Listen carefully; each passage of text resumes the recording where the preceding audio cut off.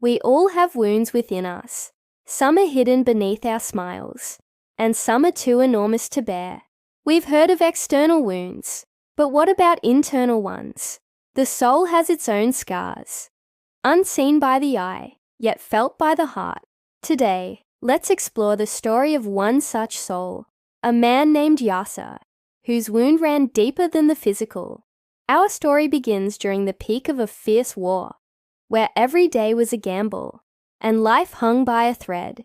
Amidst this chaos stood Yousef, a young soldier, strong and resolute.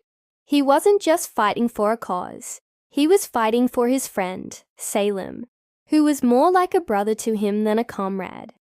They shared not just duties, but dreams, fears, and above all, loyalty.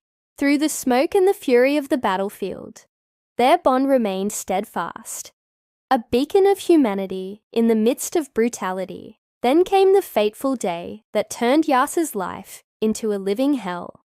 Salem, in a moment of selflessness, sacrificed himself, saving Yousef's life.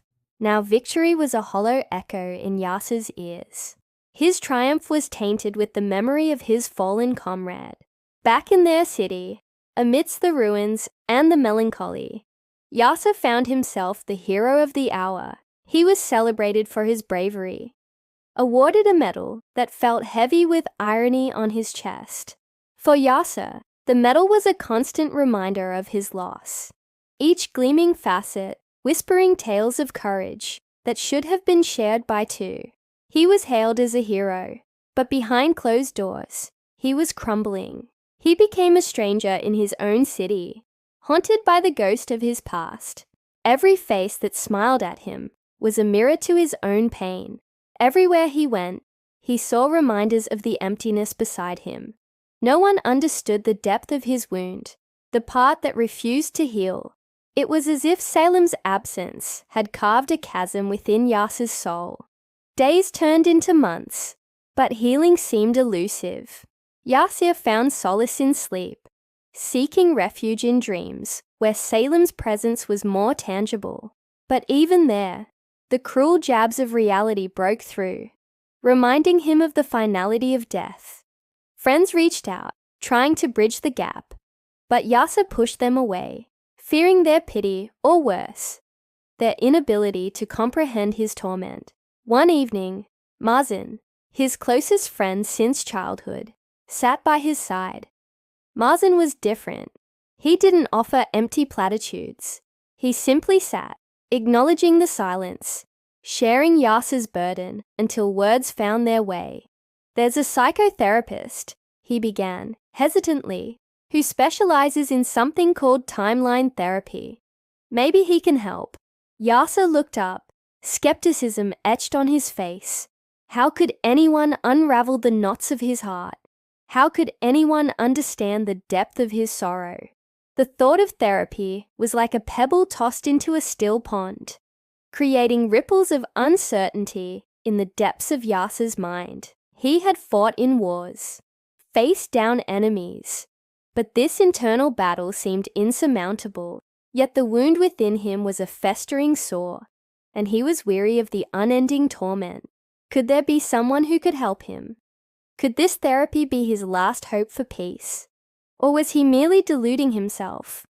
With a mix of desperation and defiance, Yousef agreed to give it a try. What did he have to lose?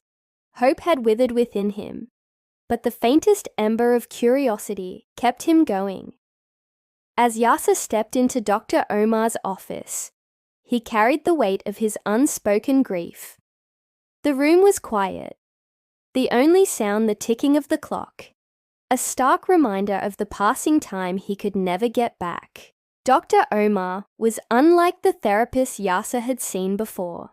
He didn't have a notepad in his hand, nor did he ask a barrage of intrusive questions. There was something about the man's calm demeanor and knowing eyes that put Yousef at ease, or at least made him feel seen. When Dr. Omar finally spoke, his voice was a low rumble that resonated with understanding.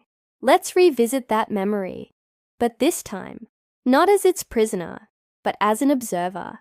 Yasser was taken aback. Was this supposed to help? How could revisiting the memory of his greatest loss bring him any solace? Yet under the guidance of the therapist, Yasser found himself transported back to the battlefield. This time, however, he was watching the events unfold as if from above. He saw himself as a character in a film, his actions and emotions muted, distant. It was as though he was observing his own life from a detached perspective. As the memory played out, Yasser noticed a shift within him.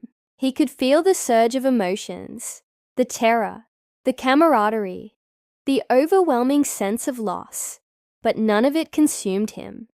It was as if he were watching someone else's pain, his own agony being replaced by detached sorrow. Over the following weeks, Yasser revisited this battlefield, not with fear and trepidation, but with a sense of calm resolve. Each visit brought a new layer of understanding, peeling back the layers of trauma that had encased his heart in ice. He began to see Salem's sacrifice, not as a burden, but as an act of heroism, a testament to the enduring power of friendship. During one of these sessions, Dr. Omar posed a question that echoed in Yasser's mind long after the session ended. When you look at the medal, do you see a symbol of loss or a tribute to courage? Yasser pondered this question. At first, the medal represented only loss, but as he delved deeper into therapy, that perception started to shift. In the quiet moments of introspection, Yasser realized that Salem wouldn't want him to be consumed by grief. Instead, Salem's spirit seemed to urge him to live, to cherish the memories they shared, and draw strength from them. With newfound clarity, Yasser began to view Salem's sacrifice as a tribute to their bond, a reminder of the unwavering support and love they had for each other. The medal became a tangible link to his friend, a symbol of the shared experiences that had forged their brotherhood. Yasser, much to his own surprise, started venturing out again. The familiar streets of his city no longer seemed like a minefield of memories. Instead, they became a canvas of shared moments with Salem. He laughed with old friends, recalling tales of their adventures with Salem. The pain of loss was still there, but it no longer dominated his thoughts. He had learned to coexist with his grief, allowing it to be a part of his life's narrative without letting it define his existence. One afternoon, Yasser found himself drawn to Salem's grave. He stood before the weathered headstone, a bouquet of Salem's favorite flowers in his hand. Yasser placed the flowers on the grave, and a smile touched his lips. It was a bittersweet smile, tinged with sadness, but also filled with warmth and fondness. "I'm sorry it took me so long to visit," he whispered, his voice hoarse with emotion. "I've been carrying so much, but now I feel lighter. You were right. Life does go on, and I'm trying to live it to the fullest for both of us." He then reached into his pocket and retrieved the medal, placing it on top of the flowers. "Here's your medal, my friend. I know you wouldn't want me to keep it. It's yours." And in that moment, Yasser felt a profound sense of closure.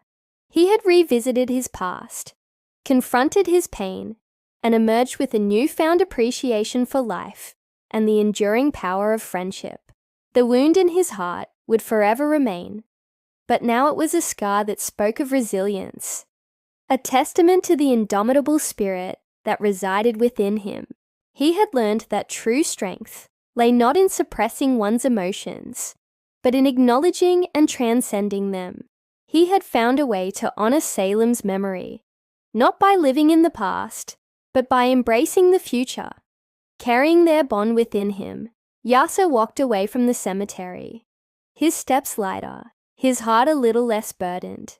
The sun was setting, painting the sky in hues of orange and purple, a reminder of the beauty that life offered. He knew that Salem would have wanted him to be happy, to find peace amidst the ruins of their shared past, and Yasser was determined to make him proud. He would live, not in spite of his wounds, but because of them, ensuring that Salem's sacrifice was not in vain.